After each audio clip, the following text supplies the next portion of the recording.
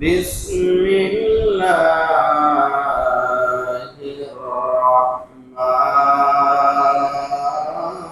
الرحيم إنا أعطيناك الكوثر فصل لربك وانحر إن شانئك هو الأبتر.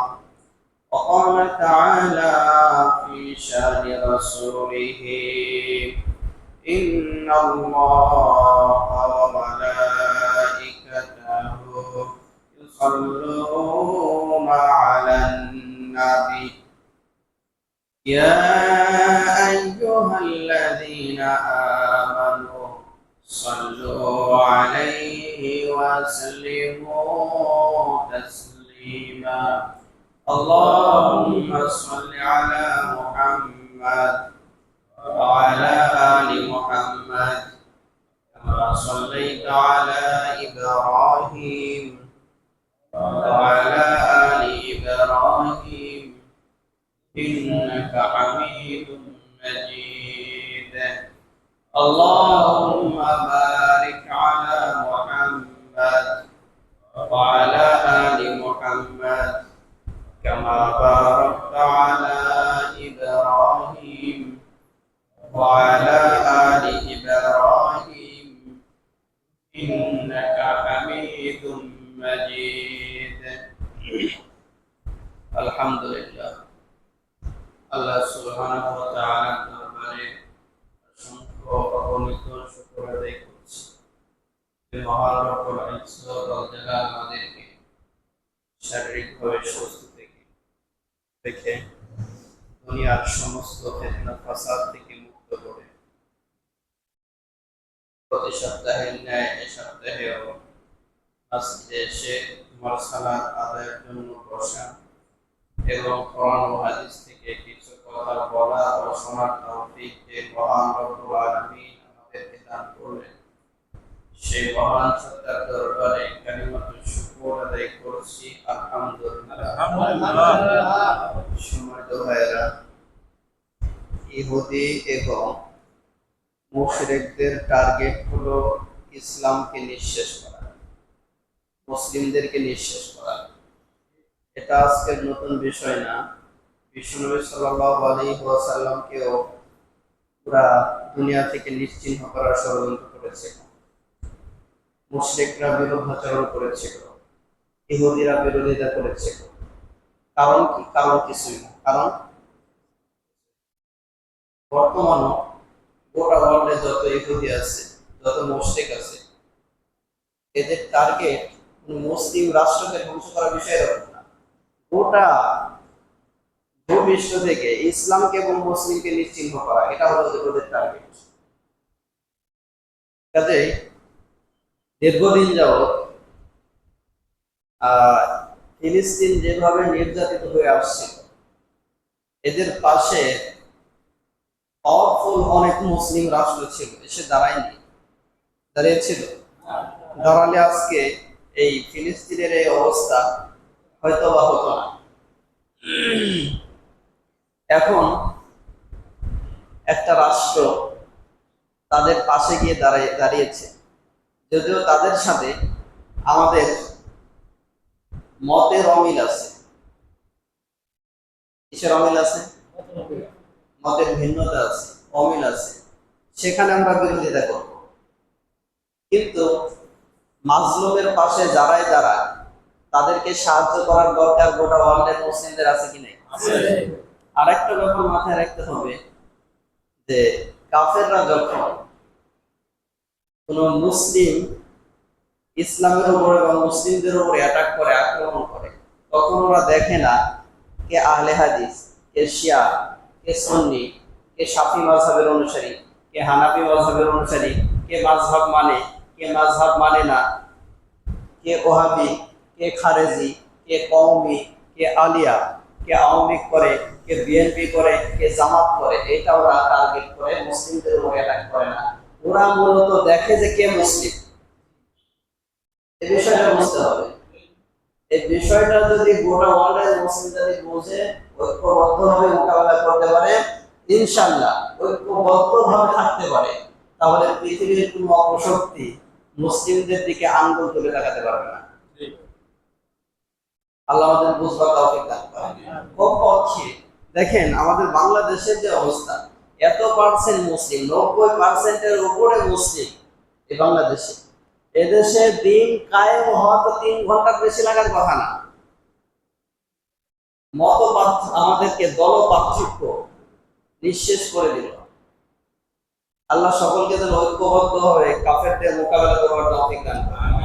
এবং গোটা ওয়ার্ল্ডের সমস্ত মুসলিমদের এখন বোঝা উচিত, সমস্ত ভেদাভেদ ভুলে দল পার্থক্য দূরে রেখে কাফেরদের সাথে মোকাবেলা করা। কাদের সাথে মোকাবেলা করা? আল্লাহ আমাদের সকলকে বুঝবার এবং এ অনুযায়ী পদক্ষেপ গ্রহণ করার তৌফিক দান করেন। তো সম্মানিত ভাইয়েরা, ওরা এখন ধরছে ফিলিস্তিন। ফিলিস্তিন শেষ করার পরে কি ওরা ঠান্ডা হয়ে যাবে? ঠিক না? কি বলেন? ফিলিস্তিন শেষ করার পর ঠান্ডা হবে? ওদের টার্গেট ইহুদি এবং মুশরিকদের টার্গেট হলো মুসলমান আর ইসলাম। ইহুদিরা সবচেয়ে বেশি নবী হত্যা ফার্স্ট, বেশি নবী হত্যা করেছে ইহুদিরা, নবীদেরকে হত্যা করছে। চিন্তা করা যায়?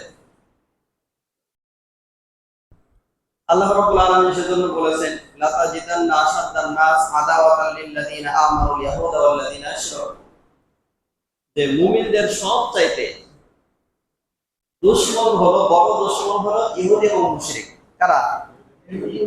সেজন্য ইহুদিদের বিরুদ্ধাচরণ, মুশরিকদের বিরুদ্ধাচরণ আমাদেরকে করতে হবে।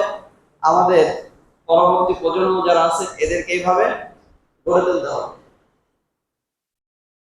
এদের অনুসরণ অনুকরণ কোনো অবস্থাতেই করা যাবে না। আল্লাহ আমাদের বুঝবার তৌফিক দান করেন। তো সম্মানিত ভাইয়েরা, আজকে আমরা কথা বলবো আল কোরআনের ছোট্ট একটি সূরা। কোন সূরা? সূরা কাউসার থেকে। এই সূরাটি মাক্কি সূরা, হিজরতের পূর্বে নাযিল হয়েছে বিশ্বনবী সাল্লাল্লাহু আলাইহি ওয়াসাল্লাম। আর এখানে আয়াত সংখ্যা আছে 3টি। এই ছোট্ট একটি সূরার মধ্যে অনেকগুলো বিষয় আমাদের শিক্ষা আছে। এই সূরাটি নাজিলের একটা প্রেক্ষাপট আছে, সেটি হলো বিশ্বনবী সাল্লাল্লাহু আলাইহি ওয়াসাল্লাম ওনার স্ত্রী মারা গেল, ওনার চাচা মারা গেল। তো একটা পর্যায়ে ওনার পুত্র সন্তান ইন্তেকাল করলেন। তো আরবের লোকেরা, মক্কার কুরাইশেরা তখন বিশ্বনবী সাল্লাল্লাহু আলাইহি ওয়াসাল্লামকে সান্ত্বনা দেওয়া তো দূরের কথা, আর তাকে ক্রিটিসাইজ করতে লাগলো। কি বলে ক্রিটিসাইজ করতে লাগলো? মোহাম্মদ লেস কাটা, আত্মা, কি বলতে লাগলো? নির্বংশ। আরবে যাদের পুত্র সন্তান মারা যেত তাদেরকে আফতার বলা হতো। কি বলা হতো? ইন্না শানিয়াকা ওয়াল আফতার, আছে না? এখন বিশ্বনবী সাল্লাল্লাহু আলাইহি ওয়াসাল্লামকে দেখেন, আমাদের যখন আত্মীয় স্বজন মারা যায়, নিকটস্থ কেউ মারা যায়, মন খারাপ থাকে, ঠিক না? তখন আত্মীয় স্বজনের করণীয় হলো যাদের মন খারাপ তাদেরকে একটু সান্ত্বনা দেয়া। কিন্তু বিশ্বনবী সাল্লাল্লাহু আলাইহি ওয়াসাল্লামের কলিজার টুকরা পুত্র সন্তানগণ যখন মারা গেলেন, মারা যাওয়ার পরে কাফেরেরা, আল্লাহ রাসূলের আত্মীয় স্বজন যারা ছিল, চাচারা, সান্ত্বনা দেওয়ার কথা ছিল। আবু লাহাবরা কি দেওয়ার কথা ছিল? সান্ত্বনা দেওয়ার কথা ছিল। কিন্তু সান্ত্বনার পরিবর্তে কাটা ঘায়ে যন্ত্রণা আরো বাড়িয়ে দেয়। ওরা বলতে লাগলো, মোহাম্মদ তুমি লেজ কাটা, তুমি নির্বংশ, তোমার বংশের বাতি জ্বালানোর মতো আর কেউ এভাবে উপহাস করে। হযরত আনাস ইবনে মালিক রাদিয়াল্লাহু আনহু বলেন যে আমরা রাসূলুল্লাহ সাল্লাল্লাহু আলাইহি ওয়াসাল্লামের সাথে ছিলাম, তিনি আমাদের মাঝে ছিলেন। তো হেলান দেওয়া অবস্থায় একটা পর্যায়ে আল্লাহ রাসূল সাল্লাল্লাহু আলাইহি ওয়াসাল্লামের চোখে তন্দ্রা আসলো, ঘুম না। আমরা অনেক সময় বসে থাকি, বসে থাকলে কি চলে আসে? ঝুমানি চলে আসে, ঠিক না? তন্দ্রা চলে আসে। আল্লাহ রাসূল সাল্লাল্লাহু আলাইহি ওয়াসাল্লাম সাহাবীদের মাঝে ছিলেন, এমন অবস্থায় তন্দ্রা আসে। হঠাৎ তিনি মাথা উঠালেন, উঠানোর পরে একটু মুচকি হাসলেন, হাসার পরে বললেন, এই মাত্র আল্লাহ রাব্বুল আলামিন আমার উপরে আল কোরআনের ছোট্ট একটা সূরা, সূরা কাউসার নাজিল করে আমাকে সান্ত্বনা দিয়েছে। কি দিয়েছেন? সান্ত্বনা দিয়েছেন। অতঃপর আল্লাহ রাসূল সাল্লাল্লাহু আলাইহি ওয়াসাল্লাম বিসমিল্লাহ পাঠ করে এই সূরা পুরাটাই পাঠ করলেন, ইন্না আতাইনা কাল কাউসার। হে রাসূল, আপনাকে কাফেরেরা ক্রিটিসাইজ করে, কষ্ট দেয়, আপনাকে বলে আপনার বংশের বাতি জ্বালানোর মতো কেউ রইল না, আপনাকে লেজ কাটা বলে, আফতার বলে, নির্বংশ বলে। মূলত আপনি নির্বংশ নন, আপনার প্রতি বিদ্বেষ পোষণকারীরা ওরাই নির্বংশ। ওরা কি? কারণ দেখেন, আল্লাহ তাআলা তার রাসূলকে কিয়ামত পর্যন্ত যত মাখলুক আছে সমস্ত মাখলুকের মধ্যে তার সম্মান ঢুকিয়ে দিয়েছে, তার প্রতি সম্মান, শ্রদ্ধা, ভালোবাসা সৃষ্টি করে দিয়েছে। কারণ দেখেন, পৃথিবীতে সবচাইতে বেশি জিকির হয় কার? আল্লাহর নামের জিকির হয়, ঠিক না? সবচাইতে কার জিকির হয় বেশি? আল্লাহর জিকির হয়। আর দেখেন, গোটা ওয়ার্ল্ডে কোনো না কোনো স্থানে প্রত্যেকটা মিনিট আল্লাহর নাম উচ্চারণ হচ্ছে। এই বাংলাদেশে দেখেন সময়ের ডিফারেন্স আছে, আছে না? কয় মিনিট? হ্যাঁ, অনেক ডিফারেন্স আছে। আপনি আরেক রাষ্ট্রে যান, আরেক রাষ্ট্রে যান, এভাবে প্রত্যেকটা মিনিট, প্রত্যেকটা মুহূর্তে গোটা ওয়ার্ল্ডে এক জায়গা আজান শেষ হচ্ছে, আরেক জায়গায় শুরু হচ্ছে। এক জায়গার রক্ত শেষ, আরেক জায়গার রক্ত শুরু। এমনই তো, ঠিক না? আর যত জায়গায় আল্লাহর নাম উচ্চারণ হচ্ছে আজানের মধ্যে, সাথে সাথে বিশ্ব নবী সাল্লাল্লাহু আলাইহি ওয়াসাল্লামের জিকির আল্লাহ তাআলা গোটা জাতির মধ্যে পাঠিয়েছে। সেজন্য কাফেরদের টার্গেট ছিল ইসলাম, ইহুদিদের টার্গেট কি ছিল? ইসলামকে নিঃশেষ করা, বিশ্ব নবী মুহাম্মদ সাল্লাল্লাহু আলাইহি ওয়াসাল্লামকে নিঃশেষ করা। মুশরিকদের এবং ইহুদিদের টার্গেট ছিল। তো সম্মানিত ভাইরা, এভাবে বিশ্বনবী সাল্লাল্লাহু আলাইহি ওয়াসাল্লামের ওই কঠিন মুহূর্তে আল্লাহ রাব্বুল আলামিন তার উপরে কি নাযিল করে সান্ত্বনা দিলেন? সূরা কাউসার, ইন্না আতাইনাকাল কাউসার। নিশ্চয় হে রাসূল, নিশ্চয় আমি আপনাকে কাউসার দান করছি। কি দান করছেন? কাউসার জিনিসটা কি? মাহুল কাউসার। বিশ্বনবী সাল্লাল্লাহু আলাইহি ওয়াসাল্লাম উনি বললেন, আমার সাহাবায়ে কেরাম, তোমরা কি জানো আতাদরুনা ওয়াল কাউসার? কাউসার কি জিনিস? কাউসার হলো জান্নাতের একটি নহর, জান্নাতের একটি নহর, একটি নদী। জান্নাতের মধ্যে একটি নদী রয়েছে, একটি নহর রয়েছে, যেটার পানি প্রসঙ্গে বিশ্বনবী সাল্লাল্লাহু আলাইহি ওয়াসাল্লাম বললেন, আহলা মিনাল আসাল, মধুর চাইতে মিষ্টি। আবিয়াদু মিনাল লাবান, দুধের চাইতে সাদা, দুধের চাইতে সাদা। ডায়াবেটিক আলার চিন্তা করতেছেন না? কি বলেন? ডায়াবেটিক আলার চিন্তা করতেছেন? আর জান্নাতে গেলে কোনো ডায়াবেটিক ওলা ব্যক্তি জান্নাতে যাবে না, বুঝতে পারছেন? কোনো অসুস্থ ব্যক্তি কোথায় যাবে না? জান্নাতে যাবে না। তার মানে জান্নাতে গেলে কোনো রোগ ব্যাধি কিছুই থাকবে না, কিছুই থাকবে না, পুরা সুস্থ। অসুস্থতা কি জিনিস এটা মানুষ বুঝবে না, দেখবে না, অনুভব করবে না। সে জান্নাতে যেতে ইচ্ছা করে, কি বলেন? যেতে ইচ্ছা করে। সে হাউজে কাউসার থেকে পানি পান করতে ইচ্ছা করে, হ্যাঁ? তাহলে কি যা ইচ্ছা তাই করবো? কথা বলেন। যেভাবে খুশি সেভাবে জীবন যাপন করবো, আর লাভ দিয়ে জান্নাতের মধ্যে ঢুকে যাবো, ঠিক কিনা? এত সহজ? আল্লাহ রাসূল সাল্লাল্লাহু আলাইহি ওয়াসাল্লাম বললেন, কাউসার হলো জান্নাতের মধ্যে একটি নদীর নাম, একটি নদী। তো এটার পানি এত মিষ্টি, মধুর চাইতে মিষ্টি এবং দুধের চাইতে সাদা। এর পান পাত্র রয়েছে আকাশে যতগুলো নক্ষত্র রয়েছে এর সমপরিমাণ পান পাত্র। সুবহানাল্লাহ। আকাশে কতগুলো নক্ষত্র আছে, তারকা আছে, বলতে পারবেন? 500? কেউ গুনতে পারবে? কেউ গুনতে পারবে না। তো অনুরূপ ভাবে হাউজে কাউসারের থেকে যে পানি পান করার যে পাত্র রয়েছে এর সংখ্যা কত একমাত্র আল্লাহ জানেন, একমাত্র আল্লাহ জানেন, অসংখ্য অগণিত। এখন হাউজে কাউসার থেকে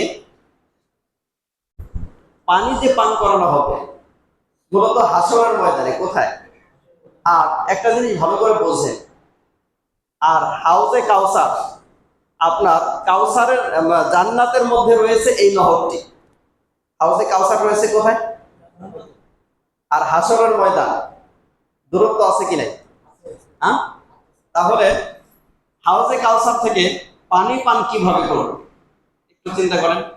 তার মানে হলো দুটি লাইন থাকবে, দুটি খাল থাকবে। হাউজে কাউসার থেকে আপনার জান্নাতের মধ্যে যে নহরটি রয়েছে কাউসার নাম, ওখান থেকে দুটি হাউস সংযোগ করে দেওয়া হবে। এই নদীর সাথে কি আছে? খাল আছে না? কি আছে বলেন তো? নদীর সাথে কি আছে? খাল আছে। খাল দিয়ে পানি বিভিন্ন জায়গায় গেছে, ঠিক না? সমুদ্র থেকে নদীতে আসছে, নদী থেকে হাসরের ময়দানে মানুষগুলো থাকবে পিপাসার্ত, তৃষ্ণার্ত থাকবে। তেমন অবস্থায় ওই সময় তো আর হাউজে কাউসারের পানি হলো এমন পানি যেটা পান করার পরে জান্নাতে যাওয়ার আগ পর্যন্ত আর কোনো পিপাসা লাগবে না। চিন্তা করছেন?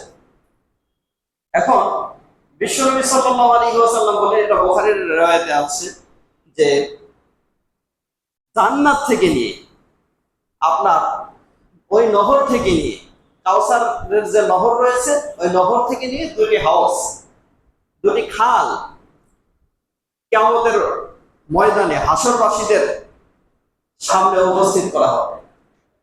আর আল্লাহ রাসূল বলেন, আমি তোমাদের সবচাইতে আগে সেখানে উপস্থিত থাকবো, হাজির থাকবো। এখানে আমাদের জন্য শিক্ষা আছে, তোমাদের সবার আগে আমি সেই হাউজের নিকটে চলে যাব। আর এই হাউজে কাউসারের মালিক একমাত্র আমার রব আমাকে বানিয়ে দিয়েছে, আর কাউকে বানানো হয়নি, আর কাউকে। তো আমার কাছে পিপাসার্ত উম্মতেরা আসতে থাকবে, দলে দলে আসতে থাকবে। আমি তাদেরকে হাউজে কাউসার থেকে পানি দিতে থাকবো। একটু চিন্তা করেন, একটা পর্যায়ে ফেরেশতারা উম্মতেরা আসতে থাকবে, আমার উম্মতেরা আসবে, একটা দল আসবে যাদেরকে আমি চিনব, তারাও আমাকে চিনবে, তারাও আমাকে, কিন্তু ফেরেশতারা আটকিয়ে দিবে। কি করবে? একটু আওয়াজ দেন তো, কি করবে? আটকিয়ে দিবে। তো আটকে দেওয়ার পরে ইয়ারিফুনানি আরিফুহু কামা ইয়ারিফুনানি, আমি তাদেরকে চিনবো, তারা আমাকে চিনবে। কিন্তু তারা আমার কাছে আসতে চাইবে হাউজে কাউসারে পানি পান করার জন্য, আর ফেরেশতারা কি করবে? পর্দা ফেলে দিবে, আটকিয়ে দিবে। তখন আমি আমার রবকে জিজ্ঞাসা করব, আমার প্রতিপালক, আমার রব, আমার মালিক, এদেরকে আমি চিনতে পারছি, এরা আমার উম্মত, এরা আমাকে চিনতে পারছে, আমি তাদের নবী। এদেরকে আটকিয়ে দেওয়া হলো কেন? এদেরকে আসতে দেওয়া হোক। আল্লাহ রাব্বুল আলামিন বলবেন, আপনি জানেন না, ইন্নাকা লা তাদরি, আপনি জানেন না, আপনার বিদায়ের পরে এরা দিনের মধ্যে নতুন বিষয় আবিষ্কার করেছে। কি করেছে? নতুন বিষয় আবিষ্কার করেছে, নতুন মতাদর্শের উপরে এরা প্রতিষ্ঠিত ছিল, এরা বেদাতে লিপ্ত ছিল। কিসে লিপ্ত ছিল? বেদাতে লিপ্ত ছিল। অতঃপর বিশ্বনবী সাল্লাল্লাহু আলাইহি ওয়াসাল্লাম বলবেন, সুবহান সুবহান, দূর হয়ে যা। কি হয়ে যা? দূর হয়ে যা। আবার দুনিয়া থেকে বিদায় গ্রহণের পরে তোমরা কি করেছো? নতুন নতুন বিষয় আবিষ্কার করে সেগুলোকে আমল করেছো, যার কারণে বিশ্বনবী সাল্লাল্লাহু আলাইহি ওয়াসাল্লাম কি করবেন? তাড়িয়ে দিবেন। আচ্ছা, আমি আপনাদেরকে জিজ্ঞাসা করি, ওই কঠিন হাসরের ময়দানে যদি বিশ্বনবী সাল্লাল্লাহু আলাইহি ওয়াসাল্লাম উম্মতকে তাড়িয়ে দেন, আল্লাহ তাআলার নির্দেশে উম্মতকে যদি তাড়িয়ে দেন, তাহলে ওর চাইতে বড় কবর আর কেউ আছে? কথা বলেন। এখন হাউজে কাউসার পানি পান থেকে বাধা দান করা হবে কাদেরকে বলেন তো? আরে যারা বেদাতে লিপ্ত আছে। কিসে লিপ্ত আছে? এক কথায় বোঝেন, কিসে লিপ্ত? বেদাতে যারা লিপ্ত আছে এদেরকে তাড়িয়ে দেওয়া হবে।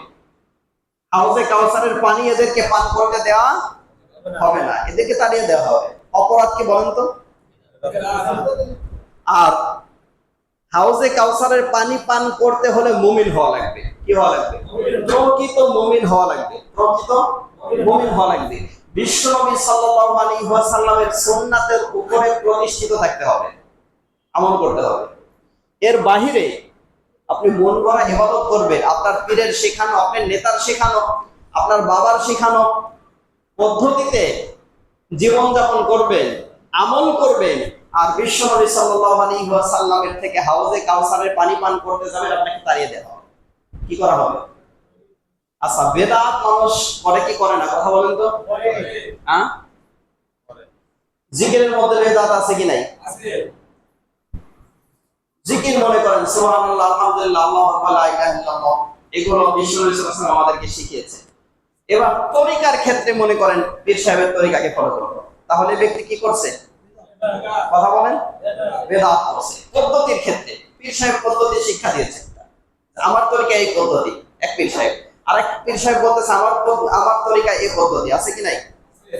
তরিকার উপরে বায়াত গ্রহণ করতেছে, কিসের উপরে? বিভিন্ন তরিকার উপর বায়াত গ্রহণ করতেছে। তাহলে এখানে সুন্নাত থেকে জাতিকে সরিয়ে দেওয়া হচ্ছে। এভাবে শত শত বেদাত আছে, শত শত। আরেকটা বিষয় মাথায় রাখবে, যেখানে বেদাত প্রতিষ্ঠিত হয় সেখানে সুন্নাতের ইন্তেকাল হয়ে যায়। কিসের ইন্তেকাল হয়? বেদাত যেখানে প্রতিষ্ঠিত হয় সেখানে সুন্নাতের ইন্তেকাল হয়ে যায়। সেটা কেমন? দেখেন, 5 ওয়াক্ত ফরজ সালাতের পর আল্লাহ রাসূল সাল্লাল্লাহু আলাইহি ওয়াসাল্লাম ফরজ সালাত শেষ করে কি বলতেন? আল্লাহু আকবার। এরপরে ইস্তিগফার পাঠ করতেন। কয়বার? কথা বলেন, কয়বার? 3 বার পাঠ করতেন। এগুলো সুন্নাত। এরপরে আয়াতুল কুরসি পাঠ করতেন, সুবহানাল্লাহ, আলহামদুলিল্লাহ, আল্লাহু আকবার। তাসবিহাতগুলো কি করতেন? পাঠ করতেন। এখন আপনি সালাত শেষ করে কি শুরু করে দিয়েছেন? আল্লাহ রাসূল সাল্লাল্লাহু আলাইহি ওয়াসাল্লাম করছেন তো? জীবনে ওনার গোটা জীবনে পাওয়া যায় শুধুমাত্র একদিন ফজরের সালাতের পরে কারণ বশত করেছিলেন। আপনি কারণ বশত করেন, মাঝে মাঝে করেন, কিন্তু নিয়মিত আল্লাহ রাসূল সাল্লাল্লাহু আলাইহি ওয়াসাল্লাম কোনোদিন করেন নাই। কিন্তু আপনি এটা করতে যায়, দেখেন সমস্যাটা কি হলো? আল্লাহ রাসূল যে সুন্নাতের উপরে প্রতিষ্ঠিত ছিলেন, আপনি সুন্নাত থেকে দূরে সরে গেলেন। সালাত শেষ করে ইমাম সাহেব মোনাজাত ধরেছে আর মুসল্লিরা মোনাজাত ধরেছে, মাঝখান থেকে যে সুন্নাত করা ছিল, আল্লাহ রাসূল সাল্লাল্লাহু আলাইহি ওয়াসাল্লাম একবার আল্লাহু আকবার বলতেন, 3 বার ইস্তিগফার পাঠ করতেন, এরপরে যে তাসবিহাতের কথাগুলো বললাম এগুলো পাঠ করতেন। কিন্তু আপনি কি করলেন? এগুলো আছে? ওই তো বললাম, যেখানে বেদাত প্রতিষ্ঠিত হয়েছে সেখান থেকে সুন্নাতের ইন্তেকাল হয়েছে। বুঝতে পারছেন? তাহলে যে কথা বলছিলাম, সমাজে দেখবেন আপনার ঈদে মিলাদুন নবী পালন করার প্রচলন আছে, আছে কি নাই? কথা বলেন, আছে না? আল্লাহ রাসূল সাল্লাল্লাহু আলাইহি ওয়াসাল্লাম পালন করছেন, জন্মদিন পালন করছেন না? প্রতি বছর একদিন জন্মদিন পালন করছেন। আরে আল্লাহ রাসূল সাল্লাল্লাহু আলাইহি ওয়াসাল্লাম সাপ্তাহিকভাবে যেই দিনে তিনি জন্মগ্রহণ করেছেন সোমবারে, সেই দিনে তিনি প্রতি সপ্তাহে সিয়াম পালন করেছেন। বুঝলেন? আর আপনি কি করলেন? অতি আবেগে ঈদের দিনই একটা ঘোষণা দিয়ে দিলেন, ঠিক কি না? ক্যালেন্ডারে লেখাও থাকে ঈদে মিলাদুন নবীর সামনে ঘোষণা করা থাকে, পাঠ করা থাকে, ঠিক কি না? একটু চিন্তা করেন। তাহলে সাহাবায়ে কেরামও করলেন না, আল্লাহ রাসূল সাল্লাল্লাহু আলাইহি ওয়াসাল্লাম তো করলেনই না, সাহাবায়ে কেরামও করলেন না, আর আমরা?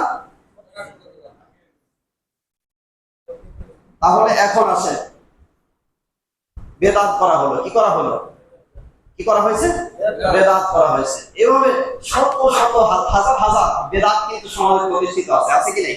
মজলিস শেষে একটা কনফারেন্স শেষ করে রাসূলুল্লাহ সাল্লাল্লাহু আলাইহি ওয়াসাল্লাম দোয়া পাঠ করতেন, সুবহানাল্লাহি ওয়া বিহামদি, সুবহানাকা আল্লাহুম্মা ওয়া বিহামদিকা আশহাদু আল্লা ইলাহা ইল্লা আনতা আস্তাগফিরুকা ওয়া আতুবু ইলাইক। দোয়া পাঠ করতেন। এর মধ্যে সব শেষ, আপনি 14 ঘন্টা যাবত দোয়া করে যা বলবেন, এই ছোট্ট বাক্যের মধ্যে আল্লাহ রাসূল সাল্লাল্লাহু আলাইহি ওয়াসাল্লাম তার চেয়ে বেশি দোয়া ঢুকাই দিয়েছেন।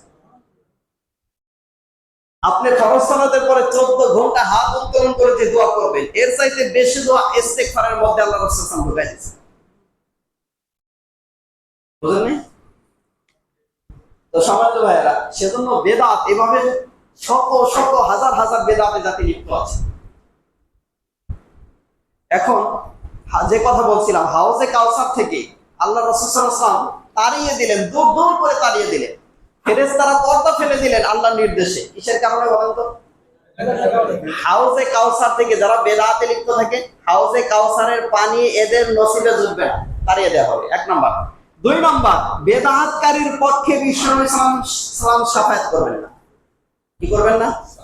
শাফায়াত করবেন না, সুপারিশ করবেন না। 3 নাম্বার, বেদাতকারী জাহান্নামে যাবে। কোথায় যাবে?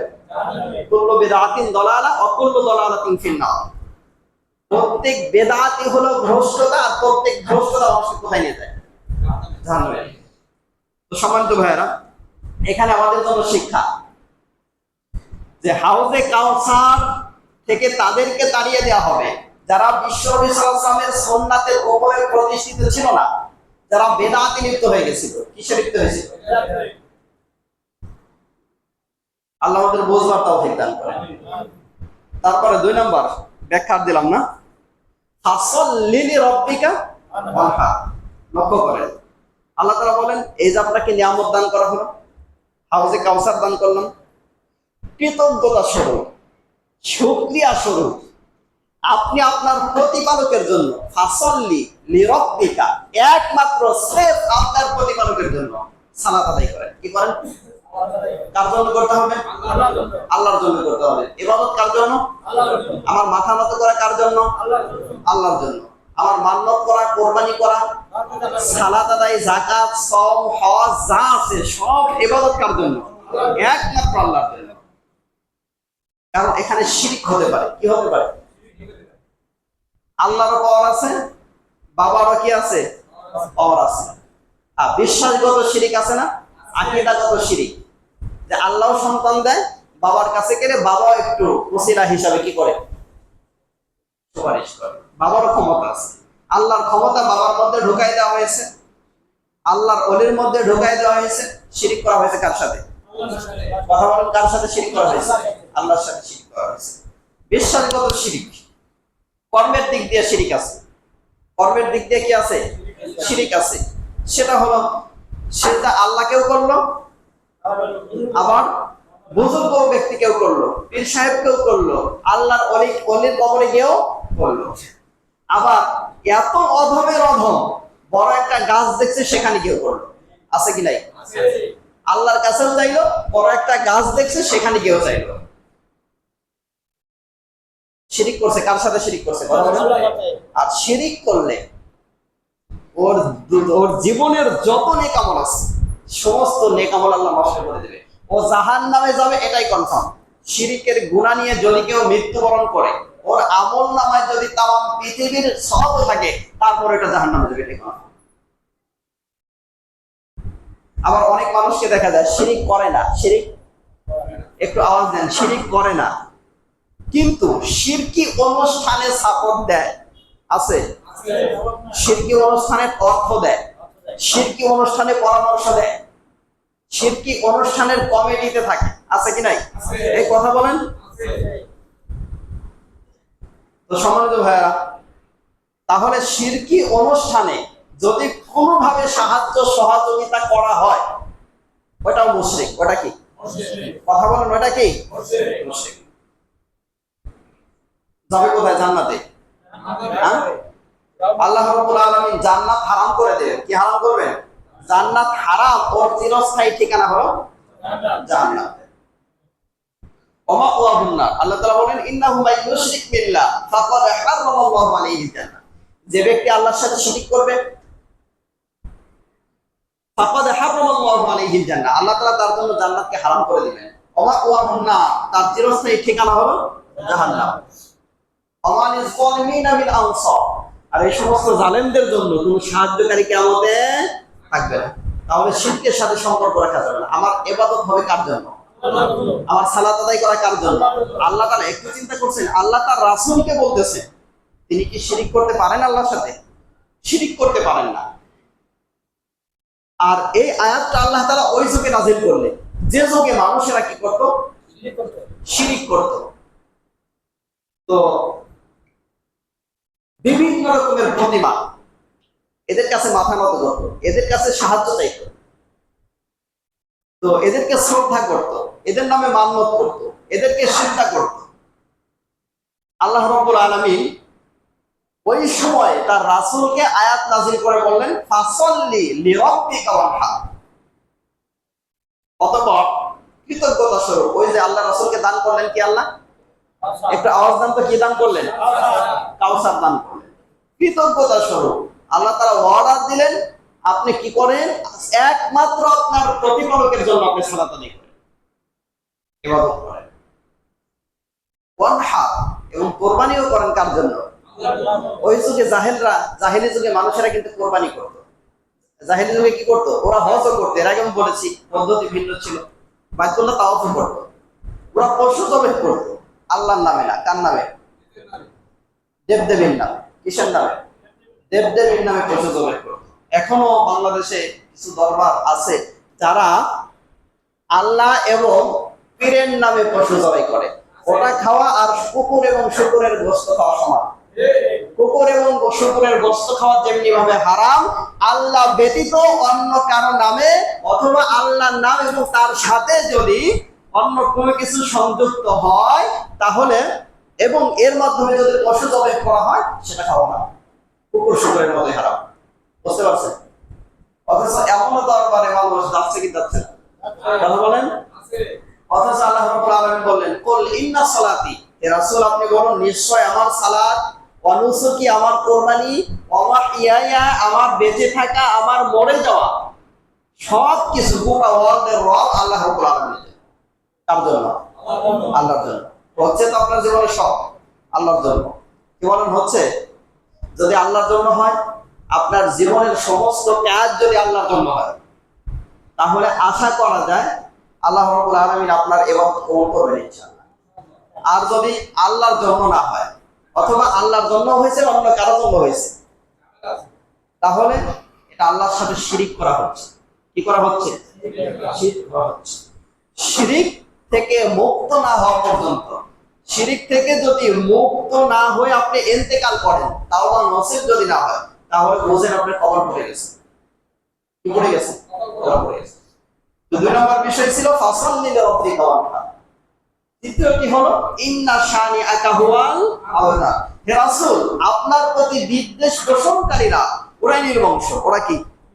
নির্বংশ। দেখেন, কোন মুসলমান তো দূরের কথা, কোন ইহুদি খ্রিস্টান মুশরিক পর্যন্ত তার সন্তানের নাম কি আবু জেহেল রাখে? কথা বলেন। তাহলে লেস কাটা কারা? কারা? আবু লাহাব রাখে তার সন্তানের নাম? কোন মুসলমান তো দূরের কথা, কোন মুশরিক পর্যন্ত রাখে না। ওরা এমন ঘৃণিত হয়েছে। তো সম্মানিত ভাইয়েরা, আমাদের প্রথম কথাটা ছিল হলো যে ইহুদি এবং মুশরিক ওরা মুসলমান এবং ইসলামের দুশমন। এটা আজ থেকে না, পৃথিবীর শুরু থেকে ওরা দুশমনি করে আসছে। মূলত এই দুশমনি করার কারণ কি? নবীরা একত্ববাদে বিশ্বাসী ছিলেন। নবীরা কিসে বিশ্বাসী? একত্ববাদে বিশ্বাসী। আর ওরা হলো বহুত্ববাদে বিশ্বাসী। আর ওদের এজেন্ডা বাস্তবায়ন করার জন্য গোটা ওয়ার্ল্ডে কিছু দালাল চক্র ছড়িয়ে ছিটিয়ে আছে। আর নামধারী কিছু মুনাফিক, মুসলিম নামধারী কিছু মুনাফিক ওদের তাবেদারি করে যাচ্ছে একটু হালুয়া রুটির জন্য। ওদের আদর্শকে বাস্তবায়ন করার জন্য ওরা চেষ্টা প্রচেষ্টা চালিয়ে যাচ্ছে যুগের পর যুগ। সম্মানিত ভাইয়েরা, সেজন্য আমাদের টার্গেট থাকবে মুহাম্মদ সাল্লাল্লাহু আলাইহি ওয়াসাল্লামের আদর্শ মোতাবেক চলা এবং এটাকে বাস্তবায়িত করা। ঠিক কি না? এর বাহিরে গিয়ে মুহাম্মদ সাল্লাল্লাহু আলাইহি ওয়াসাল্লামের আদর্শকে বাদ দিয়ে এর বাহিরে গিয়ে অন্য কারো মতাদর্শকে গ্রহণ করে কাউকে নেতা হিসেবে মেনে কারো আদর্শ মেনে আপনি মুহাম্মদ সাল্লাল্লাহু আলাইহি ওয়াসাল্লামের দলে থাকতে পারেন না। ঘোষণা দিতে পারেন, স্বীকার করতে পারেন, বলতে পারেন, কিন্তু আল্লাহ রাসূল সাল্লাল্লাহু আলাইহি ওয়াসাল্লাম আপনাকে উম্মত হিসাবে নেবেন না। আল্লাহ আমাদের বুঝবার তৌফিক দান করেন। তাহলে সূরা কাউসারের শিক্ষা বুঝতে পারছেন? কোন অবস্থাতেই এক নাম্বার বিষয় হলো বেদাত করা যাবে না। কি করা যাবে না? আল্লাহ রাসূল সাল্লাল্লাহু আলাইহি ওয়াসাল্লাম থেকে যদি হাউজে কাউসার থেকে যদি আমরা পানি পান করতে চাই, তাহলে আমাদের কি করা যাবে না? কোন অবস্থাতেই বেদাত করা যাবে না। অন্য কোন ব্যক্তির আদর্শ মানা যাবে না। আল্লাহর সাথে কোন অবস্থাতেই শিরক করা যাবে না। আর চতুর্থ যে শিক্ষা, এই পৃথিবীতে যারা জালেম, কাফের, মুশরিক ওরা কখনো সফল হতে পারবে না। কি হতে পারবে না? সফল হতে পারবে না। চূড়ান্ত পর্যায়ের সফলতা আল্লাহ রাব্বুল আলামিন ওয়াদা করেছেন মুমিনদেরকে দান করবেন। তাদেরকে দান করবেন, মুমিনদেরকে দান করবেন। আল্লাহ আমাদের সেই কোয়ালিটিওয়ালা মুমিন হওয়ার তৌফিক দান করেন। আমিন। সম্মানিত ভাইরা, যারা সালাত আদায় করেনি সালাত